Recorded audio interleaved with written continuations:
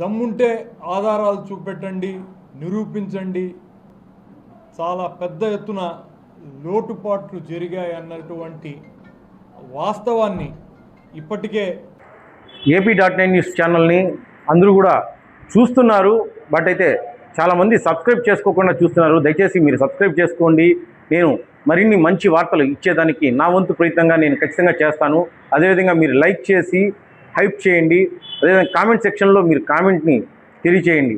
దీనివల్ల ఏంటంటే మన ఛానల్ సంబంధించిన వీడియోస్ బూస్టప్ అయి ఇంకా మిగతా చాలామందికి కూడా తెలిసే అవకాశం ఉంది. కనుక మీరందరూ కూడా ఆదరించాలని చెప్పేసి కోరుతున్నాను.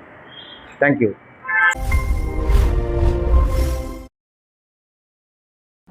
దేశవ్యాప్తంగా నీట్ పేపర్ లీకేజ్ ఏ విధంగా భారత రాజకీయాలను ఒక కుదుపుకు గురి చేసి జెన్జీ యొక్క ప్రధానమైనటువంటి డిమాండ్ ధర్మేంద్ర ప్రధాన్ రాజీనామాకు కారణమైందో నేను మీకు ప్రత్యేకంగా చెప్పనవసరం లేదు. మన ఆంధ్ర రాష్ట్రంలో కూడా నీట్ పేపర్ లీకేజ్కు ఏమాత్రం తీసిపోనటువంటి డిఎస్సి నోటిఫికేషన్ ద్వారా టీచర్లుగా నియామక పత్రాలు అందుకున్నటువంటి వాళ్ళ విషయంలో కూడా చాలా పెద్ద ఎత్తున లోటుపాట్లు జరిగాయన్నటువంటి వాస్తవాన్ని ఇప్పటికే వైఎస్ఆర్ కాంగ్రెస్ పార్టీ మీ అందరి ముందర ఉంచింది. తిరుపతి వైఎస్ఆర్ కాంగ్రెస్ పార్టీ నియోజకవర్గ శాఖ చేసినటువంటి పరిశీలనలో తెలుగుదేశం పార్టీ నాయకులు దమ్ముంటే ఆధారాలు చూపెట్టండి, నిరూపించండి, మేము ఎక్కడికైనా వచ్చి మీ సవాలును స్వీకరిస్తామని జబ్బలు జరుచుకుంటున్నారు. వాళ్లకు సమాధానంగా ఈ ప్రెస్ మీట్ని నిర్వహిస్తున్నాం. మీ అందరికీ తెలిసిందే, కూటమి ప్రభుత్వం అధికారంలోకి వచ్చిన తర్వాత 16,000 డిఎస్సి ఉద్యోగాలను భర్తీ చేసిందని గొప్పగళ్ళు చెప్పుకుంటూ వచ్చారు. ఈ 16,000 ఉద్యోగాల్లో 382 ఉద్యోగాలు స్పోర్ట్స్ కోటా కింద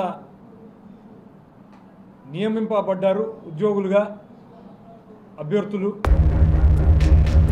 ఆ 382 స్పోర్ట్స్ కోటాకు సంబంధించినటువంటి వ్యవహారానికి సంబంధించిన జీవోని ప్రభుత్వం రిలీజ్ చేసినప్పుడు గతంలో ఎన్నడూ లేని విధంగా 2% రిజర్వేషన్ ఉన్న దాన్ని కాస్త 3%కు పెంచడం జరిగింది.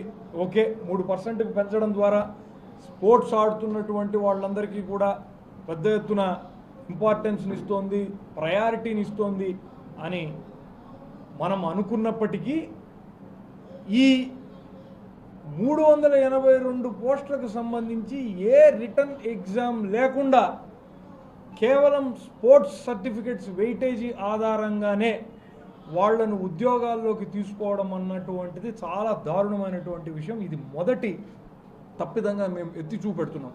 కారణం ఏంటంటే రేపు పిల్లల భవిష్యత్తును తీర్చిదిద్దాల్సినటువంటి టీచర్లు కనీస విద్యార్హత వాళ్లకు ఉందా లేదా అన్నటువంటిది రిటర్న్ ఎగ్జామ్ ద్వారా ధృవీకరించాల్సినటువంటి అవసరం ఉంది.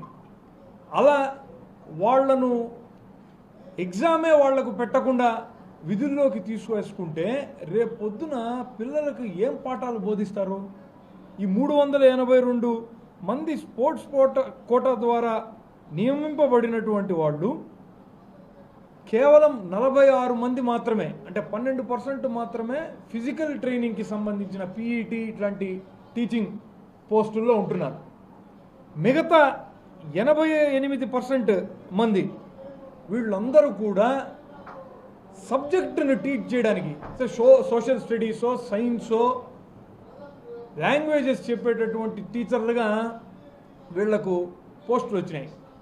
ఇవన్నీ నేను చెప్తున్నటువంటిది కాదు సుమా, ప్రభుత్వ వెబ్సైటుల్లో వీళ్లను వీటిల్లో నియమించారన్నటువంటి మెరిట్ లిస్ట్ ఆధారంగా చూపెడుతున్నటువంటి అంశాలు.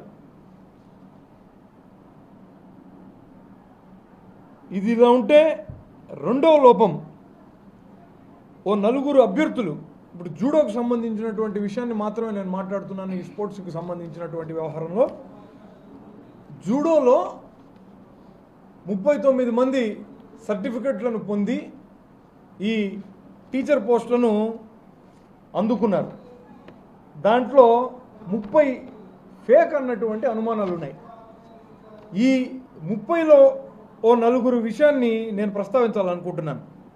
2013లో మిట్నసాల సుధారాణి, దేశవత్ చంద్రనాయక్, రియాజుల్లా నల్బంది, దకోజీ పాండు అనేటటువంటి వాళ్ళు senior inter district judo championship 2013 ఖమ్మంలో జరిగినట్టుగా, వాటిల్లో పార్టిసిపేట్ చేసినట్టుగా సర్టిఫికెట్లను పొందినారు. మేము అప్పుడు అది ఉమ్మడి ఆంధ్ర రాష్ట్రంలో ఉంది.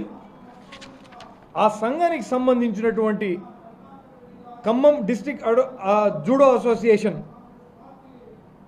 జనరల్ సెక్రటరీ అప్పుడు జె శ్రీనివాసరావు, ఆయనకు ఒక లేఖ రాయడం జరిగింది. ఇట్లా కొన్ని సర్టిఫికెట్ల ద్వారా మీరు అందించినటువంటి 2013 senior inter district judo championship సర్టిఫికెట్ల ద్వారా ఉద్యోగాలు వచ్చినాయి. ఈ అభ్యర్థులకు నిజంగానే మీరు సర్టిఫికెట్లు ఇచ్చినారా అంటే వాళ్ళు చెప్పినటువంటి సమాధానం, this is to certify and confirm the state inter district judo championship conducted at Khammam from 19th to 21st October 2013 was held in the junior category. Junior కేటగిరీలో మాత్రమే అప్పుడు అక్కడ ఈ ఛాంపియన్షిప్ పోటీలు జరిగినాయి. కానీ వీళ్ళు పొందుపరిచినటువంటి సర్టిఫికెట్లు మాత్రం సీనియర్ ఇంటర్ డిస్ట్రిక్ట్ జూడో ఛాంపియన్షిప్కు సంబంధించినటువంటి సర్టిఫికెట్లు. ఆయనతో పాటు Telangana judo association president Kailash Yadav, ఆయన్ని కూడా కన్సల్ట్ అయినాం. ఈయన సంతకం కూడా వీళ్ళు పొందుపరిచినటువంటి సర్టిఫికెట్లో ఉంది. ఆయన ఏం చెప్తున్నాడు అంటే అసలు అప్పుడు ఈ సీనియర్ కేటగిరీ ఛాంపియన్షిప్ అనేది జరగనే లేదు ఖమ్మంలో, అది జరిగింది హైదరాబాదులో అని. అంటే చాలా స్పష్టంగా ఈ 2 సర్టిఫికెట్లు కూడా ఫేక్ అన్నటువంటి అనుమానాలు కలుగక మానవు. ఇక మూడవ పరిశీలన ఏంటంటే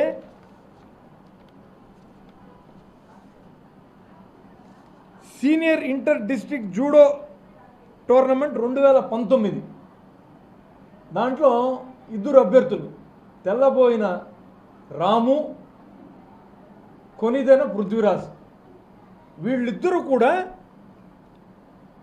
81 కేజీల కంటే లేదంటే 81 కేజీల వరకు బరువు ఉన్నటువంటి 15 సంవత్సరాల కంటే ఎక్కువ వయసు ఉన్నటువంటి పోటీల్లో పాల్గొని ఇద్దరికీ సెకండ్ ప్లేస్ వచ్చింది. ఇద్దరికీ సెకండ్ ప్లేస్ ఎలా వస్తుంది? దానికి సంబంధించినటువంటి సర్టిఫికెట్లు వాళ్ళు ప్రొడ్యూస్ చేసినటువంటివి కూడా మీరు చూడొచ్చు. ఇద్దరికి మెరిట్ సర్టిఫికెట్ 2వ ప్లేస్లోనే వచ్చినట్టుగా సర్టిఫికెట్లను వాళ్ళు అప్లోడ్ చేసి డిఎస్సి ద్వారా టీచర్ పోస్టులను సంపాదించినారు. ఇక 4వ అంశం 5 అభ్యర్థులు. దీంట్లో తమాషైన విషయం ఏంటంటే మనకు తిరుపతికి సంబంధించినటువంటి ఒక వ్యక్తిని కూడా మనం పరిశీలించాల్సినటువంటి అవసరం ఉంటుంది. ఈ గోపి అనే అతను మన తిరుపతి శాప్ దీంట్లోనే పనిచేస్తున్నాడు. ఇతను గత 5-6 సంవత్సరాలుగా తిరుపతిలో కోచ్గానో దేనిగానో ఉన్నాడు. ఇతని సర్టిఫికెట్ ఏంటంటే first senior inter district men and women judo championship held at Vijayawada. ఎప్పుడు మన రాష్ట్రం విడిపోయిన తర్వాత మొట్టమొదటిసారి senior inter district men and women judo ఛాంపియన్షిప్లో 28, 29 నవంబర్ 2014లో విజయవాడలో జరిగినటువంటి దాంట్లో ఇతనికి మెరిట్ సర్టిఫికేట్ వచ్చింది. ఈ సర్టిఫికేట్ ఆధారంగా ఇతనికి 5-6 ఏళ్ల కిందట జాబ్ వచ్చి శాప్లో పనిచేస్తున్నాడు. నేను ఇప్పుడు చూపించబోయేటటువంటి 5 మంది అభ్యర్థులు పేర్లు చెప్పండి.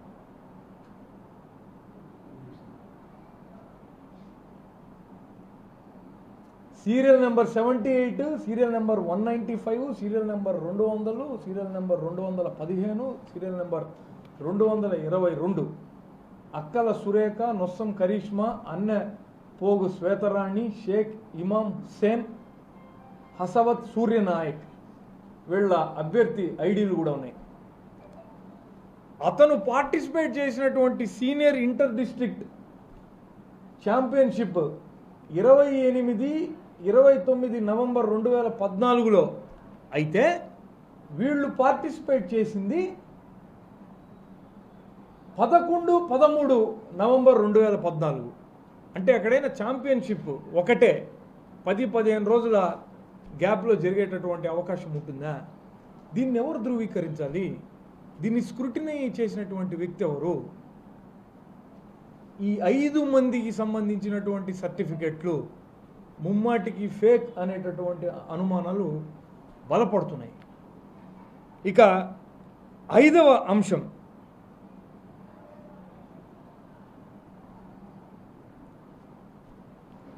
ఒక 2 అభ్యర్థులు ఉన్నారు. 2022 రాష్ట్ర ఛాంపియన్షిప్లో 2వ స్థానం కింద సర్టిఫికెట్లు పెట్టి వీళ్లకు టీచర్ పోస్టులు వచ్చినాయి. Serial number 188, serial number 194. గొల్ల సులోచన, కసాయి నిఖిత. మొదటి అమ్మాయి 48 కేజీలకు సంబంధించినటువంటి మహిళా విభాగం దీంట్లో సెకండ్ ప్లేస్ వచ్చినట్టుగా సర్టిఫికెట్లో చూపబడుతుంది. కసాయి నిఖిత 70 కేజీల మహిళా విభాగంలో సెకండ్ ప్లేస్ వచ్చినట్టుగా సర్టిఫికెట్లో పొందుపరిచారు. ఆ సర్టిఫికెట్ చూపండి.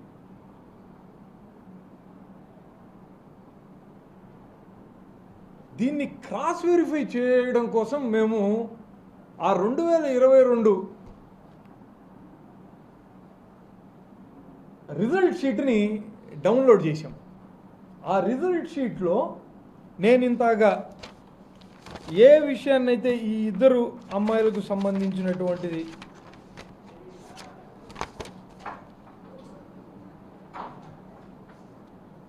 ఇది చూపెట్టాను,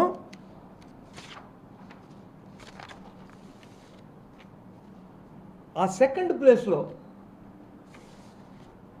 గొల్ల సులోచన ఉండవలసిన చోట నాగ ప్రియాంక ఉంది. అంటే senior inter district judo championship 2022లో 2వ ప్లేస్లో ఉన్న గొల్ల సులోచన సర్టిఫికెట్ని రిజల్ట్ షీట్తో పరిశీలిస్తే గొల్ల సులోచన పేరు ఆ 48 కేజీల కేటగిరీలో లేనే లేదు. రెండవది, కసాయి నిఖిత 70 కేజీలు 2వ ప్లేస్లో ఉన్నట్టుగా కసాయి నిఖితకి 2022 senior inter district judo championship certificate వచ్చింది. కానీ రిజల్ట్ షీట్లో మాత్రం కసాయి నిఖిత పేరు లేదు. ఆ అమ్మాయికి బదులుగా ఇక్కడ శ్రేష్ఠ పేరుంది, అక్కడేమో నాగప్రియాంక ఉంది. సరే, ఈ షీట్ని వైఎస్ఆర్ కాంగ్రెస్ పార్టీ ఏమన్నా అట్టా ఇట్టా చేసింది, ఏదో పేర్లు పెట్టింది అని అనుకుందాం. ఇంకో పేరుని చూపాలనుకుంటున్నాం మెన్స్ కేటగిరీలో. ఎస్కే అన్వర్ బాషా, ప్రకాశం జిల్లా నుంచి. ఈ ఎస్కే అన్వర్ బాషాకి జాబ్ వచ్చింది. ఈ ఎస్కే అన్వర్ బాషా 73 కేజీలు జూడో ఛాంపియన్షిప్లో 2022లో పాల్గొన్నాడు. రిజల్ట్ షీట్ చూస్తే అతను 4వ ప్లేస్లో ఉన్నాడు. సిల్వర్ ఏమో ఒకళ్ళకే ఇస్తారు, గోల్డ్ ఒకళ్ళకే ఇస్తున్నారు, బ్రాంజ్ ఏమో జూడోలో 2కి ఇస్తున్నారు. అందుకే ఇక్కడ 4 పేర్లు ఉంటున్నాయి. 4వ ప్లేస్లో ఇతను స్థానం వచ్చింది కాబట్టి ఇతనికి ఉద్యోగం వచ్చింది. దీన్నే మేము తప్పు పట్టడంలా. మరి ఆ ఇద్దరు సెకండ్ ప్లేస్లో ఉండవలసినటువంటి వాళ్ళు రిజల్ట్ షీట్లో ఎందుకు లేరు? ఇదొక ప్రశ్న. ఇక 6వ అంశం. ఈ 6వ అంశం ఏంటంటే ఏపీ జూడో అసోసియేషన్ ఈ ఈవెంట్లను నిర్వహించేటప్పుడు వీటిని ఛాంపియన్షిప్ అంటుంది, టోర్నమెంట్ అందు. ఈ దొంగ సర్టిఫికెట్లు పొందినటువంటి వాళ్ళందరూ కూడా సర్టిఫికెట్లలో ఒక 20 మంది టోర్నమెంట్లని పిలుచుకున్నారు. అది కూడా టోర్నమెంట్ స్పెల్లింగ్ తప్పుగా ప్రింట్ అయింది.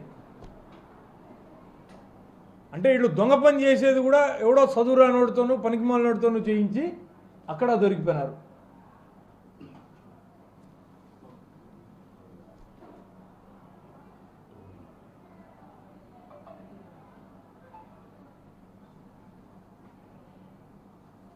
ఇక్కడ మీరు పరిశీలించవచ్చు దాన్ని.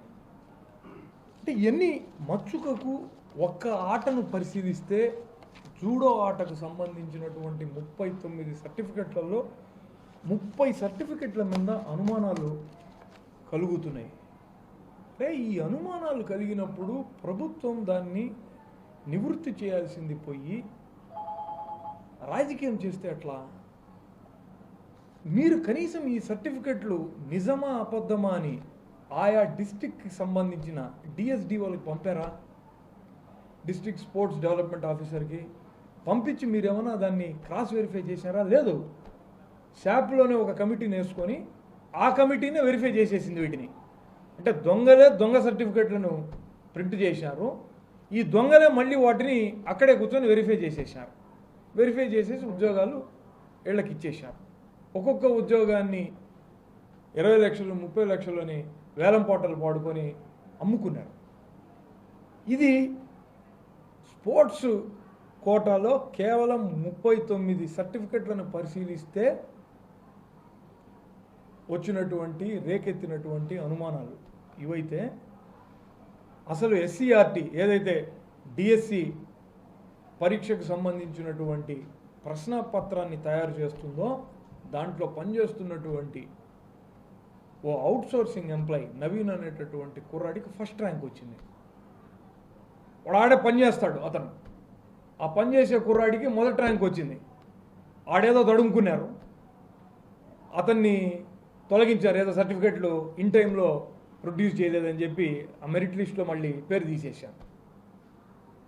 అంటే ఆ డిఎస్సి ప్రశ్నాపత్రం తయారు చేసినటువంటి ఎస్సీఆర్టీలో పనిచేసిన ఈ నవీన్ ద్వారా ఇంకెంతమందికి ఈ ప్రశ్నాపత్రం లీక్ అయ్యింది? ఈ 16,000 మందిలో జెన్యూన్గా ఎంతమందికి ఉద్యోగాలు అందినాయి?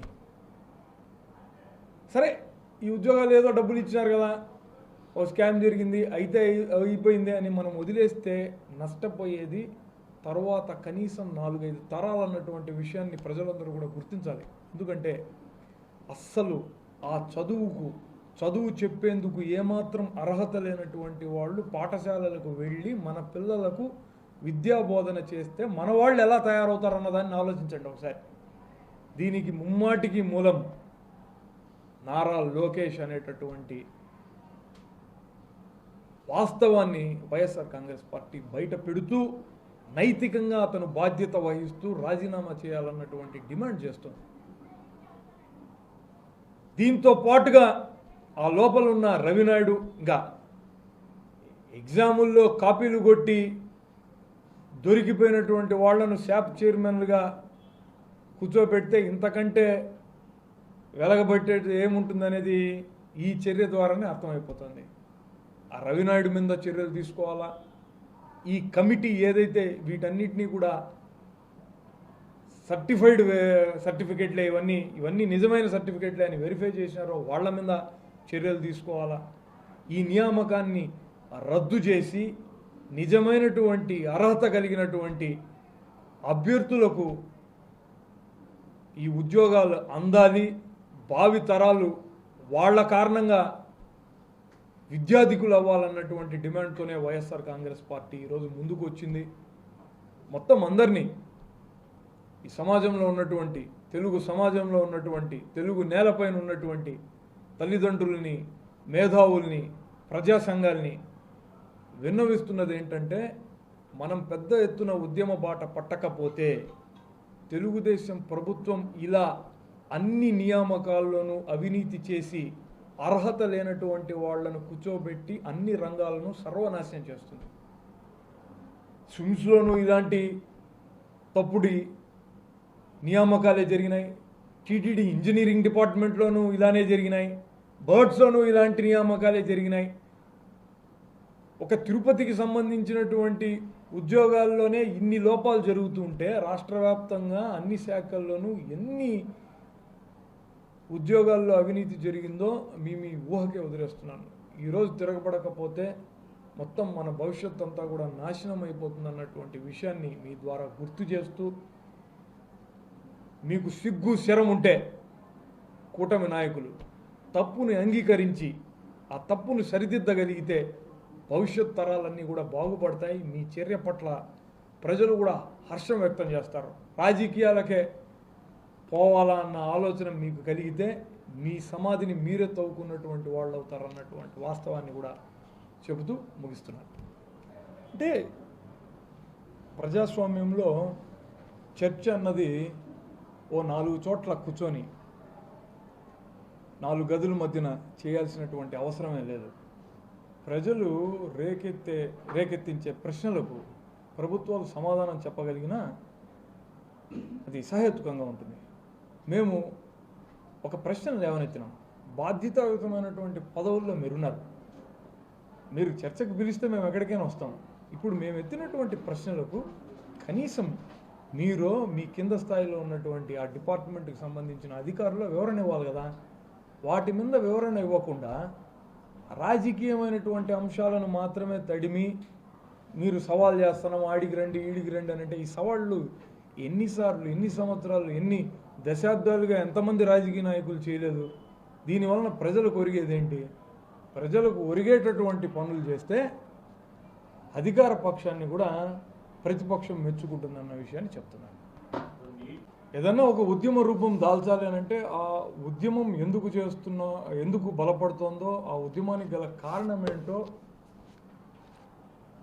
విస్తృతంగా ప్రజల్లోకి పోయిన అప్పుడే దానికి పెద్ద రెస్పాన్స్ వస్తుంది. వైఎస్ఆర్ కాంగ్రెస్ పార్టీ దానికి తగ్గట్టుగానే కొన్ని ప్రణాళికలను వేస్తోంది, ఒక షెడ్యూల్ని ఇచ్చింది. ఈరోజు 175 నియోజకవర్గాల్లోనూ ఆయా టౌన్ హాళ్లలో, ఆయా నియోజకవర్గాల్లో మేధావులతోనూ పార్టీ వర్కర్లతోనూ సమావేశాలు నిర్వహించి ఒక చర్చను తీసుకొస్తున్నారు. ఈ చర్చను మరింత పంపడంలో వైఎస్ఆర్ కాంగ్రెస్ పార్టీ విద్యార్థి యువజన విభాగం కీలక పాత్ర పోషించి, చర్చను ముందుకు తీసుకోవడంలో కీలక పాత్ర పోషించి ఎక్కువ మంది జెన్జీ యంగ్స్టర్స్ని ఈ మూమెంట్లోకి ఇన్వాల్వ్ చేసేటట్టుగా ప్రణాళికలు రచిస్తున్నారు. దాని ద్వారా దీనికి కూడా అంత మూమెంట్ వస్తుందన్న ఆశాభావాన్ని వ్యక్తం చేస్తున్నారు. ఇంకోటి అడిగినా మీరు చెప్పారు